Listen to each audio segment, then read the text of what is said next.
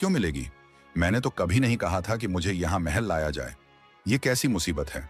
अगर मेरी वजह से किसी को परेशानी है तो मुझे वापस जंगल में छोड़ दो। उस पागल की बात सुनते ही रियाया के चेहरों पर एक हल्की सी मुस्कान फैल गई। उन्हें ऐसा लगा जैसे उनकी चाल अब रंग ला रही है। लेकिन वे जानते थे कि बादशाह के डर से वे उसे महल से जबरदस्ती निकाल नहीं सकते। इसलिए अब उन्होंने उसे नरमी और चालाकी से फुसलाने की कोशिश की। एक बुजुर्ग ने आगे बढ़कर कहा, भाई साहब, आपको अंदाजा नहीं है कि अगर आप हमारी बात मान लेंगे तो आपको क्या कुछ मिल सकता है। वो पागल, जो पहले ही सजा जैसे लफ्ज से डर गया था, घबरा कर बोला, ठीक है, बताओ क्या करना है। इस मौके का फायदा उठाते हुए एक दरबारी, जो कभी बादशाह का सबसे करीबी मुशीर था और अब उसी पागल के नीचे की कुर्सी पर नजरें गड़ाए बैठा था, आगे आया और बहुत चालाकी से बोला, हमारे दरबार की एक पुरानी रिवायत है कि दरबार का आगाज तब तक नहीं होता जब तक कोई शख्स बादशाह को थप्पड़ ना मारे या कोई ऐसा अमल ना करे जिससे दरबार बेदार हो जाए। पागल, जो सीधा सादा और दुनिया की चालबाजियों से बेखबर था, फौरन बोला, अरे ये तो कोई बड़ी बात नहीं, थप्पड़ क्यों, मैं तो बादशाह को लात भी मार सकता हूं। रियाया ने उसकी मासूमियत पर हंसी छिपाते हुए उसे और भी उकसाया। उन्होंने कहा, कल जैसे ही बादशाह तख्त पर बैठे तुम जाकर उसकी गर्दन पर एक जोरदार थप्पड़ लगाना, फिर देखना बादशाह इतना खुश होगा कि तुम्हें इनामों से नवाज देगा। पागल ने नादानी में यह बात मान ली। अगले दिन जब दरबार सजा और बादशाह तख्त पर विराजमान हुआ तो वह शख्स निहायत सादगी से आगे बढ़ा और एक जोरदार थप्पड़ बादशाह की गर्दन पर रसीद कर दिया। थप्पड़ इतना जोरदार था कि बादशाह का ताज दूर जा गिरा, मगर जैसे ही वह ताज जमीन से टकराया, उसके नीचे से एक खतरनाक बिच्छू निकल आया। बादशाह फौरन चौंक कर खड़ा हो गया और यह समझते देर नहीं लगी कि अगर वह ताज अपने सिर पर पहन चुका होता तो बिच्छू उसे डंक मार देता और शायद यह उसका आखिरी दिन साबित होता। उस लम्हे बादशाह का दिल शुक्रगुजारी से भर उठा। उसने फौरन उस पागल को सीने से लगा लिया और दरबार में बुलंद आवाज में कहा, मेरे अजीजों, ये वो अकेला शख्स है जो मुझसे सच्ची मोहब्बत करता है। अगर इसने मुझे थप्पड़ ना मारा होता तो शायद मैं आज जिंदा ना होता। बादशाह के हुक्म पर उस शख्स के लिए एक शानदार दावत का एहतमाम किया गया और इनाम में उसे एक खूबसूरत महल भी अता कर दिया गया।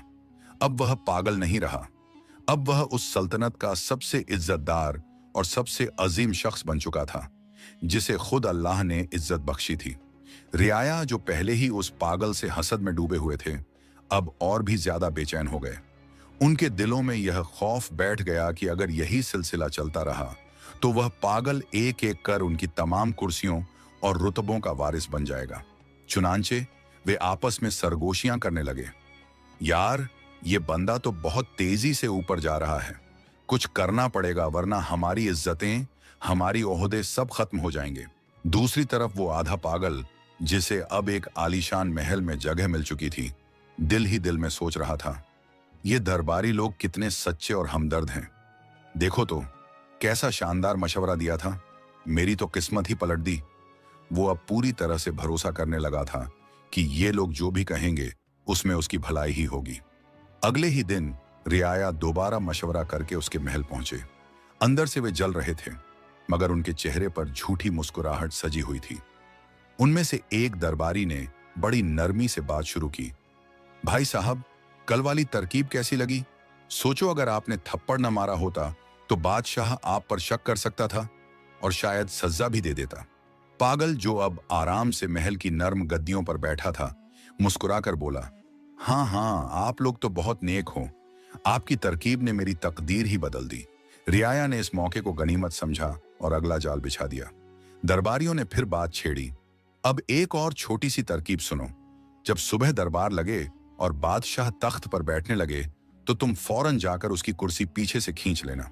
देखना, तुम्हें इनाम में आधी बादशाहत मिलेगी। काम आसान नहीं है, लेकिन तुम तो बहादुर हो, कर लोगे। पागल तुरंत बोला, एक क्या, मैं तो 2 कुर्सियां भी खींच सकता हूं। रियाया ने उसे फिर से झूठी शाबाशी दी और वहां से रुखसत हो गए। अगले दिन दरबार सजा। जैसे ही बादशाह तख्त पर बैठने वाला था, पागल ने मौका देखकर कुर्सी पीछे खींच ली, मगर बादशाह, जो हर मौके पर नजरों से बात समझने वाला था, खुद पर काबू रखते हुए गिरने से पहले ही संभल गया। जब बादशाह ने पीछे मुड़कर देखा तो उसकी नजर कुर्सी के उस पांव पर पड़ी जो पहले से अंदर से टूटा हुआ था। उसे तुरंत समझ आ गया कि यह कोई आम बात नहीं, बल्कि एक बहुत बड़ी मुसीबत थी जो टल गई। उसने पागल की तरफ देखा, फिर आगे बढ़ा और उसे सीने से लगा लिया। फिर बुलंद आवाज में कहा, देखो ये शख्स कितना होशियार और वफादार है। अगर यह ना होता तो मैं आज जमीन पर गिरकर बुरी तरह जख्मी हो जाता। उसने न सिर्फ उसे गले से लगाया, बल्कि दरबार के सामने उसे तमगा ए इम्तियाज से नवाजा और अपनी फौज का नया जनरल भी मुंतखब कर दिया। एक बार फिर दरबार में तालियों की गूंज उठी। उस पागल की बहादुरी, समझदारी और नेकनियती की एक बार फिर सबने दाद दी। ये सब देखकर रियाया ने सिर पकड़ लिया। वे हर बार उसे गिराने आते थे, मगर होता ये कि उसकी इज्जत और भी बढ़ जाती थी। अब वे परेशान और हताश होकर एक दूसरे से कहने लगे, यार ये कैसी मुसीबत है। हमारी तो ख्वाहिश थी कि उसे कोई सजा मिले, बादशाह उससे नाराज हो जाए और वो आखिरकार फांसी चढ़े, मगर